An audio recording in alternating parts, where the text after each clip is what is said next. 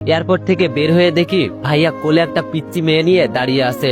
আমি ভাইয়ার দিকে এক দৃষ্টিতে তাকিয়ে আছি। কতদিন পর নিজের আপন ভাইকে দেখলাম, মনে একটু শান্তি হলো।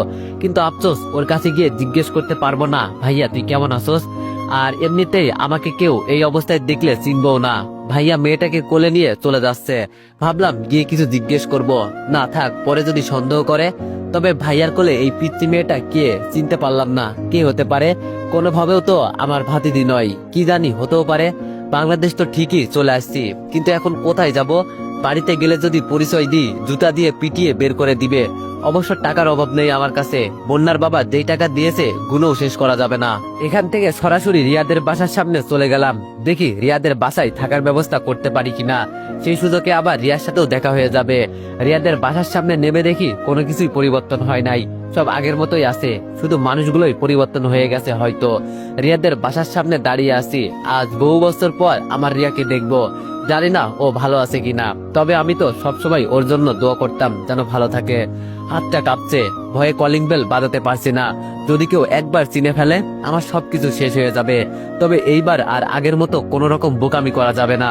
কলিং বেল বাজিয়ে কিছুক্ষণ দাঁড়িয়ে আসি। একটু পর দেখি দরজা খুলে বের হলো চীনা পরিচিত একটা মুখ, যাকে একসময় ভাবি বলে ডাকতাম। ওর উপরে রিয়াদের কাজের বুয়া। খুব পরিবর্তন হয়েছে দেখছি, আগের থেকে অনেক সুন্দরী হয়ে গেছে। কেউ দেখলে ওকে কাজের বুয়া বলবে না। ওর স্বামী কি বেঁচে আছে নাকি মরে গেছে সেটা জানতে হবে। খুব ভালো একটা মেয়ে। আমি ওর দিকে তাকিয়ে প্রশ্ন করলাম, এই বাসার মালিক কি বাড়িতে আছে? কিন্তু ও অদ্ভুত দৃষ্টিতে আমার দিকে তাকিয়ে বলল, যান যান, আজকে কোনো ভিক্ষা দিতে পারবো না, একটু আগে একজন এসে নিয়ে গেছে। আমি অবাক চোখে ওর দিকে তাকিয়ে বললাম, আমাকে দেখে তোমার ভিক্ষুক মনে হয়? ভিতর থেকে আওয়াজ এলো, কে এসেছে রে তুবা? মানে মনে মনে বললাম, তাহলে এর নাম তুবা, নামটা বেশ ভালোই। তুবা বলল, আর বলিয়েন না খালা, একটু আগে একজন ভিক্ষা নিয়ে গেছে, এখন আরেকজন এসেছে, তাও আবার হাতে ব্যাগপত্র নিয়ে। মনে হয় কাপড় চোপড় নিয়ে সাথে সাথে ঘুরে। রাগে আমার শরীর জ্বলছে, তাও রাগ কন্ট্রোল করে বললাম, আন্টি আপনার সাথে আমার কিছু কথা ছিল, আমি গ্রাম থেকে আজকে এসেছি। আন্টি বাইরে এসে কাজের বুয়ার দিকে চোখ রাঙিয়ে বলল, মানুষ চিনে কথা বলবি, কাকে কি বলিস, আজকাল কি তোর মাথা গেছে? তুবা যেতে যেতে বলল, দেখে তো একদম জঙ্গলির মতো লাগে, যে কেউ দেখে এটাই মনে করবে যে ও একটা। আর কিছু বলল না, চুপচাপ চলে গেল। আন্টি আমার দিকে তাকিয়ে বলল, ওর কথাই কিছু মনে করিও না, আসলে ও তোমাকে চিনতে পারে নাই। আমি না বোঝার ভান করে বললাম, ও কি আপনার মেয়ে হয় নাকি? আন্টি বলল, না বাবা, ও আমাদের বাসার কাজের বুয়া। আচ্ছা তুমি কি জন্য এখানে এসেছো জানতে পারি? আমি একটু মন খারাপ করে বললাম, আসলে আন্টি আমি একটা বড় বিপদে পড়ে গেছি, তাই এখানে আসা। আন্টি বলল, কি হয়েছে তোমার? আমি কি কোনোভাবে তোমাকে সাহায্য করতে পারি? আমি বললাম, আসলে আমি আজকে গ্রাম থেকে এসেছি, বাবা খুব অসুস্থ, আমার পরিবারের অবস্থা ততটা ভালো না। বাবার উপর আমরা সবাই নির্ভরশীল ছিলাম, কিন্তু উনি অসুস্থ, তাই আমি কোনো চিন্তা না করে ঢাকায় চাকরির উদ্দেশ্যে বেরিয়ে পড়ি। একটু লজ্জা পেয়ে বললাম, আসলে আন্টি আমার কাছে এত পরিমাণ টাকা নাই, তাই ভাবছি যদি একটা থাকার মতো রুম পেয়ে যাই, তাই আপনার বাসায় নক করা। চিন্তা করবেন না, আমি ঠিক সময়ে বাসা ভাড়ার টাকা দিয়ে দিব, শুধু থাকার মতো একটু জায়গা দেন।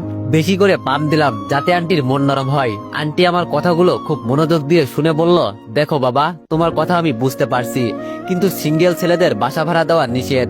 আমি বললাম, এভাবে বলবেন না আন্টি, দরকার হলে আমি সারাদিন রুমে বসে থাকবো, শুধু চাকরির সময়ে বাইরে থাকবো, এই মুহূর্তে কই যাব বলেন? আন্টি বলল, তোমার নাম কি? আমি বললাম, মোহাম্মদ দীপু হাসান। আন্টি বলল, কিসের চাকরি করতে চাও? আমি বললাম, আগে আন্টি বাসাটা পেয়ে নি, পরে দেখি চাকরি কপালে জোটে কিনা, তবে আপনি চিন্তা করবেন না, মাস শেষ হওয়ার আগেই টাকা দিয়ে দিব। মনে মনে বললাম, আমার কাছে এখন যেই টাকা আছে আপনাদের মতো 3-4টা বাসা মুহূর্তেই কিনে নিতে পারবো। আন্টি আমার দিকে তাকিয়ে বলল, তাদের কোনে একটা রুম ফাঁকা আছে, যদি তুমি থাকতে চাও তো থাকতে পারো, আমাদের কোনো আপত্তি নাই। আমি আন্টিকে ধন্যবাদ দিয়ে বললাম, পারবো না মানে আন্টি? তবে অচেনা একটা ছেলেকে আপনি যেইভাবে বিশ্বাস করলেন না, আমিও ঠিক সেইভাবে এখানে বিশ্বাসের সাথে থাকবো। আন্টি বলল, তোমার কথা শুনে বেশ খুশি হয়েছি, ভিতরে এসো। আমি বললাম, জি। দরজা দিয়ে ভিতরে প্রবেশ করলাম। বুকের ভিতরে কি জানি চলছে, দুইটা চোখ শুধু চারপাশে রিয়াকে খুঁজছে।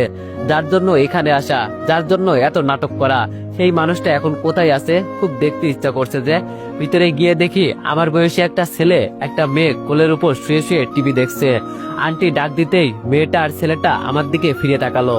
আমার হাতে থাকা ব্যাগটা আপনা আপনি পড়ে গেল। আমি যেন মুখ দিয়ে কোনো কথা বলতে পারছি না। এটা আমি কি দেখলাম? আমার বোন এখানে কিভাবে এলো?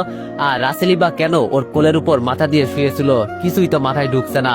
তাড়াতাড়ি নিজেকে আবার স্বাভাবিক করে নিচ থেকে ব্যাগটা তুলে নিলাম। কাউকে বুঝতে দেওয়া যাবে না আমার আসল পরিচয়ের কথা।